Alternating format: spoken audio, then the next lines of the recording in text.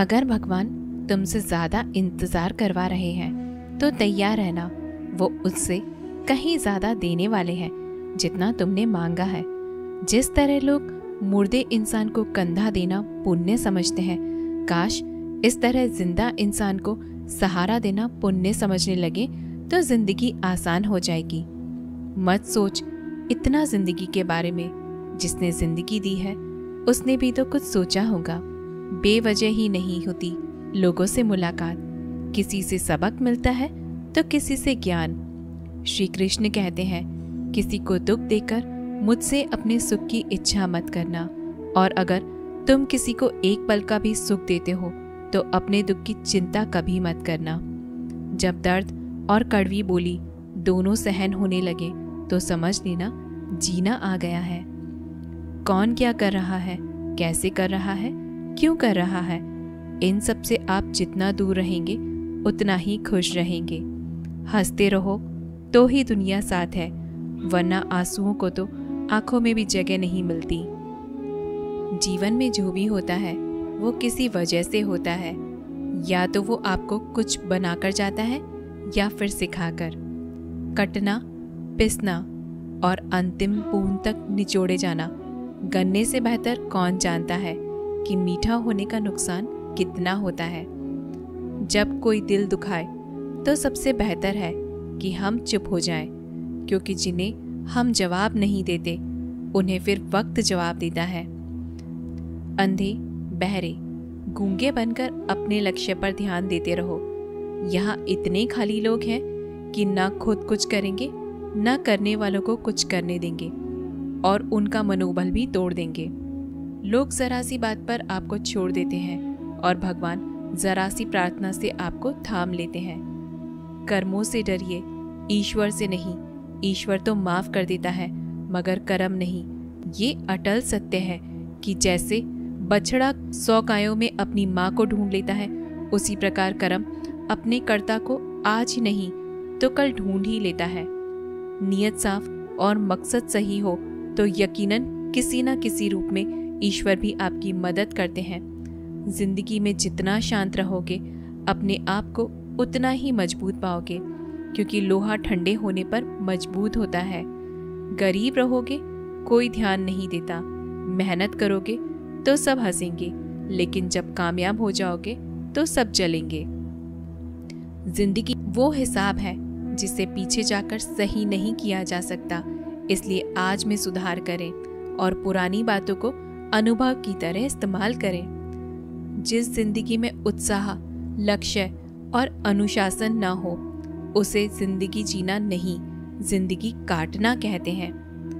कभी कभी आप बिना कुछ गलत किए भी बुरे बन जाते हैं, क्योंकि जैसा लोग चाहते थे आप वैसा नहीं करते।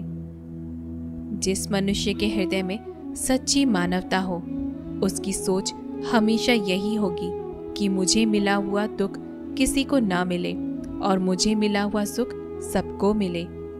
मैंने हंसकर भी देख लिया और रोकर भी देख लिया, किसी को पाकर और किसी को खोकर देख लिया, और ये जान लिया कि जिंदगी वही जी सकता है जिसने अकेले जीना सीख लिया। जिंदगी बहुत कुछ सिखाती है, थोड़ा रुलाती है, थोड़ा हंसाती है।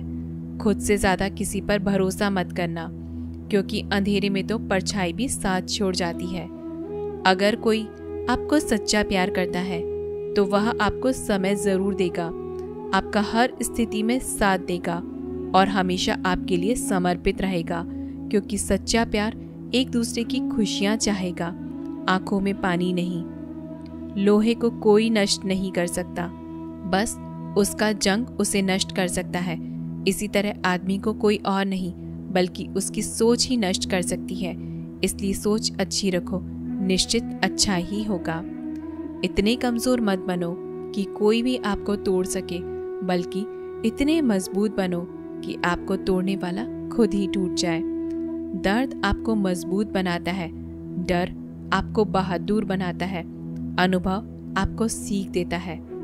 जिस दिन हम समझ जाएंगे कि सामने वाला गलत नहीं, सिर्फ उसकी सोच हमसे अलग है, उस दिन जीवन में सब दुख दूर हो जाएंगे। क्यों रोते हो मन का ना होने पर, जो लिखा है वो होकर रहेगा। एक रास्ता बंद करने से पहले भगवान 10 रास्ते खोल देते हैं। गर्मी के मौसम में पत्ते सूखने के बाद भी पंछी घोंसला नहीं छोड़ते, क्योंकि वो जानते हैं कि फिर से बरसात आएगी और पेड़ पर नए पत्ते आएंगे। जो हुआ उसे भूलकर नई शुरुआत करो और याद रखो, जिसका कोई नहीं होता उसका भगवान होता है। मतलब से जुड़े रिश्ते मतलब तक साथ देते हैं, लेकिन दिल से जुड़े रिश्ते आखिरी सांस तक निभाते हैं।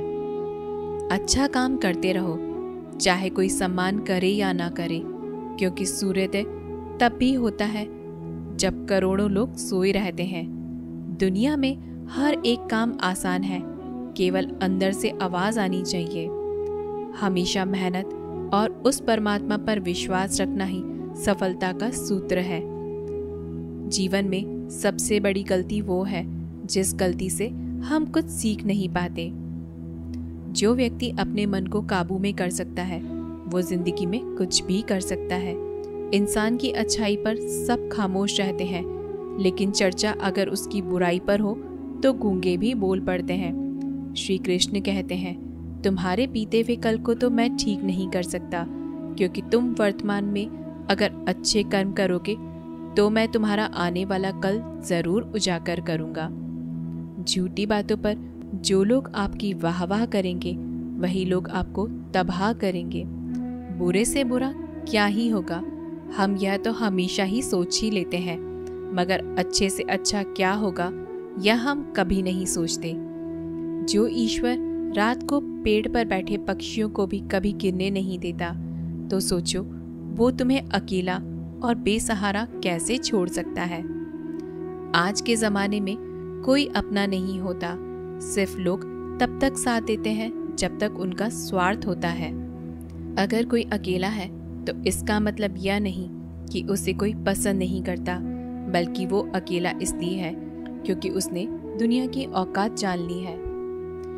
एक बार राजा और उसका मंत्री तलवार को साफ कर रहे होते हैं। तलवार को साफ करते समय अचानक राजा के पैर पर तलवार गिर जाती है और राजा की पैर की उंगली कट जाती है। उस राजा को उंगली कटने के कारण बहुत ही तकलीफ हो रही थी, बहुत ही दर्द हो रहा था।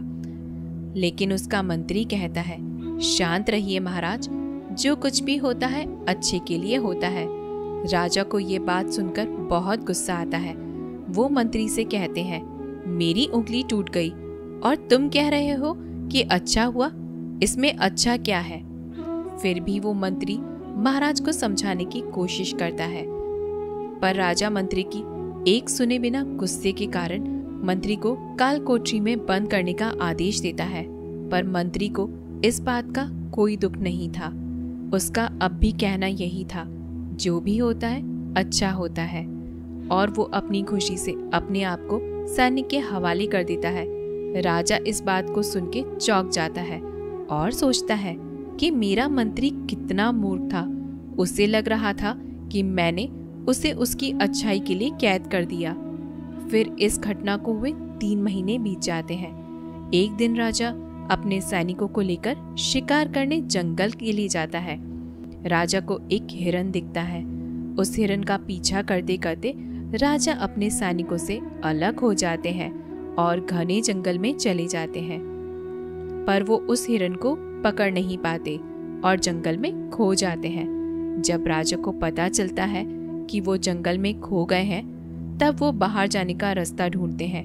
लेकिन अचानक कुछ जंगल में रहने वाले आदिवासी लोग आके राजा को घेर लेते हैं। उन लोगों को पता नहीं था कि वह राजा है। वो लोग अपने देवता को बलि चढ़ाने के लिए एक इंसान को ढूंढ रहे थे। आदिवासी लोग राजा को पकड़कर अपने इलाके ले जाते हैं। राजा उनको बार बार समझाने की कोशिश करते हैं, पर उनको राजा क्या बोल रहे थे कुछ समझ नहीं आता। वो लोग खुशी से नाचने लगते हैं और राजा को नहलाकर बलि चढ़ाने के लिए उनको कपड़े पहनाते हैं।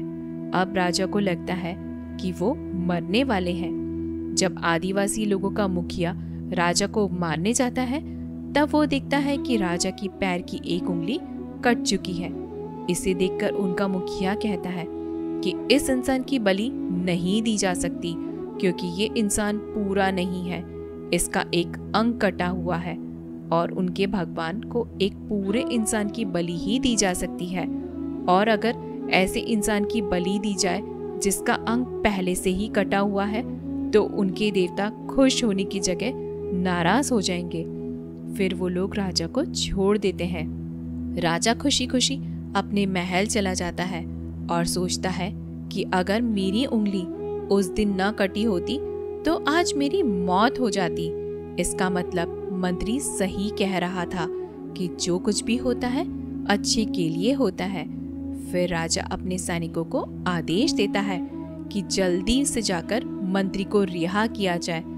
फिर राजा मंत्री को अपना पद वापस देते हैं और पूछते हैं, मंत्री, उस दिन मेरी उंगली कट गई तो मेरे लिए अच्छा हुआ, यह तो मैं मान गया, लेकिन तुम जेल में हो, इससे तुम्हारा क्या अच्छा हुआ? मंत्री खुशी खुशी राजा से कहता है, महाराज, आप शिकार करने के लिए जाते तो आपके साथ मुझे भी आना पड़ता, और अगर मैं आपके साथ आता तो वो लोग मुझे मार देते क्योंकि मेरा शरीर पूरा है। मंत्री की बात सुनकर राजा को समझ आता है कि जो कुछ भी हमारे जीवन में होता है वो अच्छे के लिए होता है। अगर हम अपने जीवन में भी देखें तो हमारे जीवन में भी कुछ मुश्किलें आती हैं तो हम उनका सामना नहीं करते और हम उनको ही दोष देते हैं कि ये मुश्किलें हमें आगे बढ़ाने और मजबूत करने के लिए आती हैं।